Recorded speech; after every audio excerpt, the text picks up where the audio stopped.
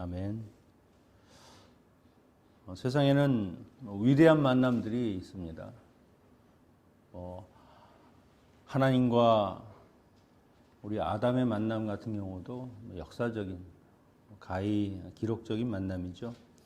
또한 아브라함과 하나님의 만남도 그렇고, 또 바울과 예수님의 만남도 아마 역사적으로 특별히 우리 기독교인들에게는 의미가 있는 그런 만남일 겁니다. 오늘 이 세례 요한과 예수님의 만남, 이것이 첫 번째는 아닙니다만은 이것만큼 역사적인 일도 없을 것입니다. 원래 예수님과 세례 요한이 만난 것은 30년 전이죠. 이 마리아가 임신 중에 사촌 엘리사벳에게 가서 그들이 서로 만났을 때 복중에 있는 아이가 뛰어노는 것을 보고 이 엘리사벳이 내 주의 어머니라고 고백할 때 거기서 처음 만났습니다. 마리아의 어머니 안나, 엘리사벳의 어머니 소베는 자매였죠. 마리아가 수태고지를 받을 때 내 친척 엘리사벳도 임신을 하였다. 원래 임신하지 못하는 여인이었는데 그녀도 임신하였다는 소리를 듣고 그 마리아가 찾아가서 만난 것이죠. 그리고 나서 이제 30년이 지나서 장성한 모습으로 요단강에서 만난 겁니다. 이 만남이 세 번째인지 두 번째인지 우리가 정확하게 말할 수는 없습니다만은 학자들은 이때는 예수님이 이미 요단강에서 세례를 받으시고 광야에서 시험을 받으시고 오셨을 때의 만남이 아닌가라고 추측을 합니다. 두 번째이든 세 번째이든 그 기록을 볼 때 예수님 내 뒤에 오실 내가 그를 위해서 지금 일을 하고 사역하고 있는데 그분을 만났다고 하는 것은 요한에게 있어서도 감격적인 일이죠. 요한은 예수님을 만나서 주님이 어떤 분인지를 먼저 증거하고 있습니다. 26절에 보니까 보라 세상 죄를 지고 가는 하나님의 어린 양이로다. 세례 요한이 예수님에 대한 증거는 하나님의 어린 양, 세상 죄를 지고 가는 분이라고 하는 것이 그의 첫 번째 예수님에 대한 증언입니다. 이 하나님의 어린 양이라고 하는 표현은요, 그리스도의 그 희생적인 십자가 사역, 그것을 통해서 모든 인간의 죄를 사하시는 그 사역을 말씀하는 것이죠. 구약에서 어린 양은요, 모든 인간의 죄를 대속하는 그런 대속물로 드려졌었습니다. 모든 인간이 그 어린 양에게, 흠없는 어린 양에게 자기의 죄를 다 전가하면 그 어린 양이 피 흘려 죽음으로 말미암아 내 죄가 속하는 것을 보여주었었죠. 이사야서 53장 6절 7절에서는 이렇게 이야기합니다. 우리는 다 양 같아서 그릇 행하여 각기 제 길로 갔거늘 여호와께서는 모두 우리의 죄악을 그에게 담당시키셨다. 도살장으로 끌려가는 어린 양과 털 깎는 자 앞에서 잠잠한 양같이 그의 입을 열지 아니하였도다. 그리스도가 이 땅에 오신 것은요, 우리의 죄를 대신 짊어지시고 우리를 죄에서 해방하기 위하심입니다. 이것이 예수 그리스도가 우리에게 오시는 가장 중요한 목적 중에 하나죠. 주님이 아니시면 아직도 우리는 죄 가운데서 그냥 자기가 죄인이 아니고 의인이라고 하는 그런 교만함 속에서 살아갔을 것입니다. 죄 가운데 신음하고 고통받으면서 소망이 없이 영원한 심판 가운데 놓인 그런 버림받은 사람으로 살아갈 우리가 예수님을 통해서 이제는 하나님의 의로운 자가 되었죠. 그런데 이 요한의 이 예수님을 어린 양, 죄를 대속하는 분이라고 하는 이 의식은요, 당시의 사람들 생각과는 완전히 다른 겁니다. 그들이 기다리던 이 메시아는 누굽니까? 나의 이 세상적인 짐, 로마의 압제, 이것으로부터 나를 해방시켜 주시고 나를 인생의 뭔가 새로운 정말 더 잘 살 수 있는 모습으로 만들어 주시는 것. 세상이 말하는 복, 물질 이런 것으로 나를 풍족하게 해 주실 분, 그 분을 메시아로 기다렸다는 것이죠. 그런데 세례 요한이 그는 너희들의 죄를 지고 가실 분이다. 사람들은 그걸 원하는 것이 아닙니다. 내 죄의 문제는 두 번째죠. 일단 내 삶이 먼저니까 이것을 좀 풍성하게 해주는 분, 그런 분을 기다렸다는 겁니다. 그래서 예수 그리스도가 이 땅 가운데 오셔서 자기 땅에 자기의 주인이 오셨는데도 그들은 영접치 않고 외면했다는 것이죠. 여러분이 여러분의 삶에서 예수 그리스도를 누구로 인식하느냐, 어떤 분으로 인식하느냐, 이것은 굉장히 중요합니다. 그것에 따라서 내가 예수님을 제대로 잘 믿고 가기도 하고, 때로는 뭔가 내가 바라고 원하는 것이 채워지지 않으면 예수 그리스도라 할지라도 외면하고 버린다는 것이죠. 분명한 것은 그분은 우리의 죄를 대속하시고 우리를 죄에서 사하여 주셨다는 분입니다. 그러면 우리는 이미 예수님으로부터 받을 것을 다 받았죠. 다 누렸죠. 이제는 주님께 뭘 더 원하는 삶이 아니라 정말 주님이 원하시는 말씀대로 그분이 인도하는 대로 따라가는, 그래서 정말 그 말씀대로 살아내는 삶을 사는 것, 그것이 우리에게 남은 일이지 또 더 여기에 무엇을 얹어서 받아야 할 것이 남은 것이 아니라는 겁니다. 세례 요한이 이렇게 어린 양이라고 하는 그 표현 앞에 정말 우리가 예수 그리스도를 어떤 분으로 인식하고 살아가는가 하는 것을 다시 한번 생각해 봐야 하는 것이죠. 예수님에 대한 두 번째 증거는 30절에 보면 내가 전에 말하기를 내 뒤에 오는 사람이 있는데 나보다 앞선 것은 그가 나보다 먼저 계심이라 한 것이 이 사람을 가리킴이리라. 자기보다 먼저 계시니 자기보다 앞선 자, 이것은 이미 15절에서 요한이 이야기했던 것을 지금 반복하는 겁니다.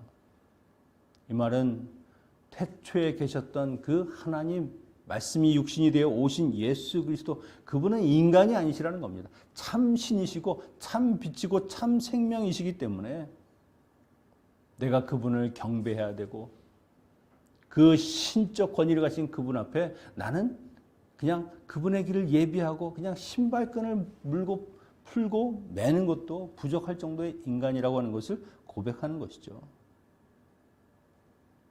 여러분, 예수님은요, 우리의 경배의 대상이 되시는 분이십니다. 나와 같은 피조물, 죄 많은 인간이 아니라 죄가 없으시고 흠도 어떤 것도 가지고 있지 않은 분이심에도 불구하고 우리를 위해서 대신 죽으시는 분이시죠. 그것이 요한이 말하는 예수 그리스도, 참 신이시고 나보다 먼저 계셨던 그 참 하나님이시다라고 하는 것을 말씀하는 겁니다. 세 번째 증거로 예수님은요, 성령으로 세례를 주시는 분이라는 것을 증거합니다. 물세례는 회개의 표시라고 이야기했습니다. 즉 죄사함의 상징.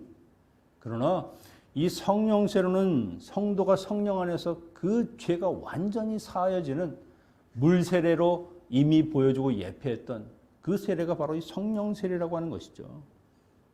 인간은 이 성령 세례를 통해서 깨끗하여지고 다시 예수 그리스도 안에서 거듭나는 중생을 경험하게 되는 겁니다. 이런 변화와 체험을 통해서 예수 그리스도 안에서 우리가 빛의 자녀로 그리스도의 지체가 되는 것이죠. 그렇다고 해서 여러분, 물세례와 성령세례가 서로 완전히 다르거나 분리된 것은 아닙니다. 물세례도 성령세례도 성령님께서 하시는 겁니다. 인간이 어떻게 회개할 수 있습니까? 성령님께서 역사하시고 알려주시고 깨닫게 하시니까 하나님 앞에 내가 죄인임을 고백하는 것이죠. 요한은 이제 내가 가리켰던 그분, 성령으로 너희의 죄를 완전히 사하여 주실 그분이 이 세상에 오셨다. 역시 그분은 너희의 죄를 사하여 주실 분이라고 하는 것을 고백하고 있습니다. 세례 요한이 어떻게 이런 일들을 알게 되었을까? 그는 고백합니다. 이것은 성령님의 인도하심이었다. 성령님께서 이미 자기에게 말씀하셨다는 겁니다. 그 비둘기 같은 성령이 그분 위에 머물면 그분이 바로 메시아, 예수 그리스도이시다. 그러니까 그는 그 현상을 보고 아, 이분이 바로 그 메시아구나 하는 것을 알았다는 것이죠. 여러분, 우리가 예수 그리스도를 어떻게 알 수 있습니까? 성령님이 인도하시고 말씀이 인도하시니까 깨닫고 아는 겁니다. 사람들이 아무리 이야기를 하고 그분을 만나야만 한다, 아무리 전도를 해도 잘 안 되는 것은 이미 성령님께서 그에게 음성을 들려주고 있음에도 불구하고 그가 거부하는 것이죠. 세례 요한이 주님께 세례를 줄 때 마가복음 1장 11절에 보니까 하늘로부터 소리가 나기를 너는 내 사랑하는 아들이라 내가 너를 기뻐하노라 하시니라. 세례 요한은 예수님의 사역을 통해서 그리고 성령님의 음성을 통해서 예수 그리스도가 하나님의 아들 되심을 증명하고 있는 겁니다.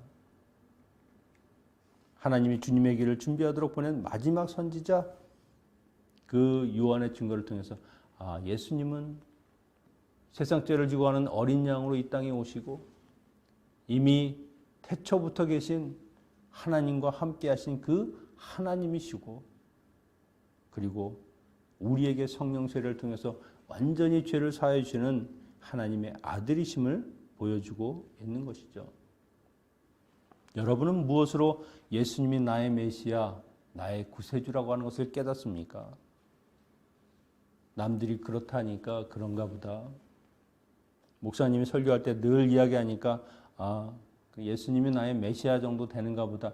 그렇게 막연한 것은 아니겠죠. 내게 주신 말씀을 통해서 그 말씀을 우리에게 깨우쳐 주시는 그 성령님을 통해서 우리는 예수 그리스도가 나의 구세주시고 나의 죄를 대신해서 죽으시고 고통받으신 나의 참 하나님, 나의 참 구주시다라고 고백하는 겁니다. 여러분, 우리가 만나야 되는 예수님은요, 남들이 전하고 남들이 이야기하고 그렇게 뭔가 막연한 그런 예수님이 아닙니다. 내 삶에서 정말 인격적으로 나의 인생 전체를 구해주신 그 주님, 정말 참혹하고 정말 씻을 수 없는 이 죄 가운데 살아가는 이 정말 더럽고 추악한 나를 구해주신 나의 구세주시구나라고 하는 것을 우리의 입술로 고백할 수 있어야 하고요. 우리가 그런 주님이 나와 함께 하시고 계심을 우리가 깨달아야 하는 겁니다. 그리스도가 나의 생명이 되시고 나의 구세주가 되신다. 그것을 깨닫지 못하는 한 우리는 완전한 주님의 제자가 될 수 없는 겁니다. 절대로 빼앗기거나 양보할 수 없는 나만의 주님, 나의 주님. 모든 사람의 구세주일 뿐만 아니라 정말 나를 위한 나의 구세주, 그 예수님을 만나는 여러분이 되셔야 할 것입니다. 그리고 또 하나, 요한이 철저하게 자기가 주님의 길을 예비하는 사람이라고 하는 것을 보여주는 구절이 35절에서 37절에 있죠. 이튿날 요한이 자기 제자 중 두 사람과 함께 섰다가 예수께서 건의심을 보고 말하되 보라 하나님의 어린 양이로다. 두 제자가 그 말을 듣고 예수를 따르거늘. 지금 요한은 모든 국민의 관심을 한 몸에 받고 있죠. 마지막 선지자, 하나님의 말씀을 전하는 사람입니다. 반면에 예수님은요, 이제 공생애를 시작하시는 겁니다. 세례 요한에 대해서는 잘 알아도 예수님에 대해서는 잘 모르죠. 그 제자들도 예수님이 누군지를 잘 모릅니다. 그냥 말씀은 하시고 그냥 저분을 위해서 우리 스승이 그 모든 길을 예비했다라고 하는 것은 알지만 잘 모릅니다. 그런데 요한이 자기의 사랑하는 제자들을 주님께 보냅니다. 여러분, 제자는요, 스승의 모든 생애를 대신할 사람입니다. 그의 학문과 지식과 그의 삶 전체를 대변하는 사람이 누굽니까? 제자입니다. 제자. 마치 자식과 같은 사람이죠. 정말 없어서는 안 될 존재라고 하는 겁니다. 어쩌면 그 이상을 넘어서 자기의 삶, 자기의 모든 생각과 마음을 나눈 그런 사람이 제자인데, 그런 사람을 다른 분에게 보낸다? 여러분, 이게 가능합니까? 이건 불가능한 일입니다. 보통 사람이라고 하면 절대 있을 수 없는 일이죠. 이런 예가 맞는지 모르겠습니다만 저에게 장로님 두 분에게 장로님 이제는 옆에 있는 교회를 가서 섬기셔야 되겠습니다. 그것이 우리 교회를 위한 일입니다. 그런다고 가시겠습니까마는 저도 그렇게 보낼 일은 없죠. 근데 그런 정말 우리가 생각하기에 말도 안 되는 것 같은 일을 지금 요한이 했다는 것이죠. 어떻게 일이 가능합니까? 그는 자기가 가진 모든 것, 내가 뿌리고 심고 내가 정말 정열을 기울인 그 모든 것도 주님의 것이라고 생각한다는 것이죠. 내가 주님을 위해서 이 땅에 태어났고 주님을 위해서 모든 것을 한 것이다. 그분이 정말 내게 다 주신 것이고 내 모든 소유, 제자까지 포함해서 내 생명까지도 주님의 것이다라고 생각하니까 아낌없이 드리는 거죠. 3장 22절에 가면은요. 사람들이 와서 아주 예수님이라고 하는 분이 이제 물 세례도 주고 세례도 주는데 가만히 있겠습니까? 하는 투로 물어봅니다. 아니 이건 당신 밥그릇이고 당신 사람들인데 이제는 거기가 인기가 좋아서 글로 많이들 갑니다. 왜 가만히 계십니까? 그때 요한이 이렇게 이야기하죠. 나는 그분의 들러리일 뿐입니다. 신랑이 신부를 만나서 이제 정말 꽃길과 같은 그런 삶을 살게 되었으면 들러리가 기뻐해야죠. 기뻐해야지. 질투하거나 왜 그 길로 가냐고 이야기해도 되겠습니까? 저는 그렇게 들러리로 이 세상에 온 사람입니다. 그는 흥하여야 하겠고 나는 쇠하여야 하리라. 모든 것을 주님에게 희생하는 것이죠. 이렇게 하면서도 그것이 그의 기쁨이 되었다는 것, 주님을 위해서 뭔가 내가 드릴 수 있다는 것, 그것만으로도 그는 인생의 가장 큰 기쁨을 누리고 있는 것입니다. 여러분, 우리가 주님께 희생할 수 있고 주님께 드릴 것이 있다고 하면 그것은 행복한 사람입니다. 축복받은 사람이죠. 내 것이 다 주님의 것인데도 불구하고 내 것이라고 고집하고 움켜잡기 시작하면 그 욕심과 집착이 그의 삶을 피폐하게 그렇게 만들 뿐이라는 겁니다. 그리고 그가 자기 제자들을 보낼 수 있는 것은요. 정말 제자들을 사랑하니까 보내는 겁니다. 내가 데리고 있는 것보다 예수 그리스도 정말 온 우주의 주인 되시는 그 구세주에게 보내는 것이 제자들에게 더 훨씬 복된 일이거든요. 대부분의 사람들은 내 사람을 만들려고 하죠. 내게 힘이 되고 든든할 수 있는 사람, 언제든지 내가 어렵고 힘들 때 나의 뒤를 받쳐줄 수 있는 그런 사람들을 키우려고 합니다. 교회가 성도들을 교육하고 양육하는 것, 믿음으로 잘 세워가는 이유가 무엇입니까? 목회자의 사람을 만드는 것이 아니죠. 하나님의 사람 만드는 겁니다. 세상 어디를 가든지 믿음으로 살아갈 수 있는 그런 사람 만드는 것, 그것이 교회에서 교육을 하고 또 여러 가지 일들을 하는 이유입니다. 내 제자가 더 좋은 길, 정말 가장 귀한 길을 간다고 하면 비록 나는 힘들고도 나는 고통스러워도 그분께 드려야 된다는 것이죠. 그분께 드려질 때 더 좋은 귀한 하나님의 자녀들이 될 수 있으니까 무엇이 제자를 위한 길인가? 주님께 보내는 것인가? 내가 붙들고 있는 것인가?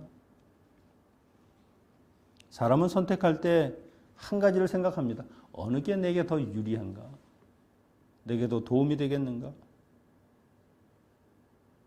그런데 요한이 지금 생각하는 것은 어느 게 더 하나님의 나라에 유익한가? 정말 우리가 선택해야 될 것은 무엇입니까? 어느 게 내 가족에게, 그 사람에게, 그 교회에게, 나의 공동체에 도움이 될 것인가? 비록 그 선택으로 내가 힘들고 내가 아프고 희생이 된다 할지라도 그것이 도움이 된다고 하면 그것을 선택한다는 것이죠. 내가 아닌 주님을 위해서, 내가 아닌 그 사람을 위해서 선택할 수 있는 것. 그것이 가장 최선의 선택이요, 가장 올바른 선택이 될 것입니다. 여러분, 주님 안에서 믿지는 장사라는 것은 없습니다. 베풀고 나누는 삶, 그것은 반드시 내게 돌아오는 것이죠. 그렇게 사는 사람이 정말 축복된 삶을 사는 겁니다. 저희가 청년부 사역을 할 때 정말 늘 젊은 청년들이 왔다가 학원 마치면 가거나 또 이제 다른 뭐 학교를 이전하거나 그러면 아마 목회하시는 분은 좀 마음이 섭섭할 수도 있습니다. 오히려 그 장로님들은 그런 얘기하죠. 아니 떠날 사람들한테 뭐 그렇게 투자를 합니까? 모르고 하는 말씀이세요. 거기에 온 청년들이 그 어렵고 힘들 때 거기에서 잘 지내고 양육받아서 또 그가 가는 그곳에서 정말 하나님의 믿음의 사람으로 살아갈 수 있다고 하면 그것만큼 값진 투자가 어디 있습니까? 우리가 정말 해야 될 일은 무엇입니까? 하나님께 잘 갈 수 있도록 하나님이 원하시는 그 믿음의 사람이 될 수 있도록 양육하고 그분들을 정말 섬기는 것, 그것이 교회가 해야 될 일이라고 하는 것이죠. 목회자는 하나님께 여러분을 인도하는 사람일 뿐입니다. 그래서 절대 여러분 목회자 따라가지 마십시오. 하나님 따라가야지. 사람 따라가면 결국 헛된 길로 갈 뿐입니다. 제자들은 스승의 말을 듣고 주님을 따라가죠. 어찌 보면 좀 그렇다고 또 그렇게 금방 가냐 할지 모르지만 그 제자들이 예수 그리스도의 첫 번째 제자가 되는 겁니다. 나머지 38절 이하는요, 제가 금요일 날 한번 제자도에 관해서 이야기할 때 말씀을 전하도록 하겠습니다. 여러분, 정말 여러분이 믿는 그리스도 어떤 분이십니까? 나의 죄를 대속하는 분이십니까? 아니면 내게 정말 세상적인 복을 주시는 분이십니까? 아니면 여러분이 믿는 그리스도 남들이 말하는 그리스도입니까? 아니면 나의 주님, 나의 구세주로서 그 주님이십니까? 다시 한번 오늘 하루 내가 믿는 주님은 누구신가 깊이 묵상하는 그런 하루가 되시기를 축원합니다. 기도하겠습니다. 아버지 하나님, 우리의 구세주가 되시고 우리의 인도자가 되시니 감사합니다. 이미 주님께서는 우리에게 모든 것을 주셨음에도 불구하고 아직도 어린아이처럼 정말 주님 앞에 징징거리면서 이것저것을 요구하는 저희가 아닌지, 주님께서는 우리에게 원하시는 것이 믿음으로 말씀으로 살아내는 것임에도 불구하고 아직도 주님 앞에서 투정하는 사람은 아닌지 되돌아보게 하시고 우리의 죄를 사하시고 우리를 죽음에서 건져서 생명으로 인도하신 예수 그리스도, 그분이 나의 구세주이심을 다시 확인하게 하시고 모든 어려움과 아픔과 고통이 있다 할지라도 그 예수 그리스도를 쫓아가는 주님의 사람들 되게 하여 주시옵소서. 예수님의 이름으로 기도하옵나이다. 아멘. 주기도문을 마치겠습니다. 하늘에 계신 우리 아버지,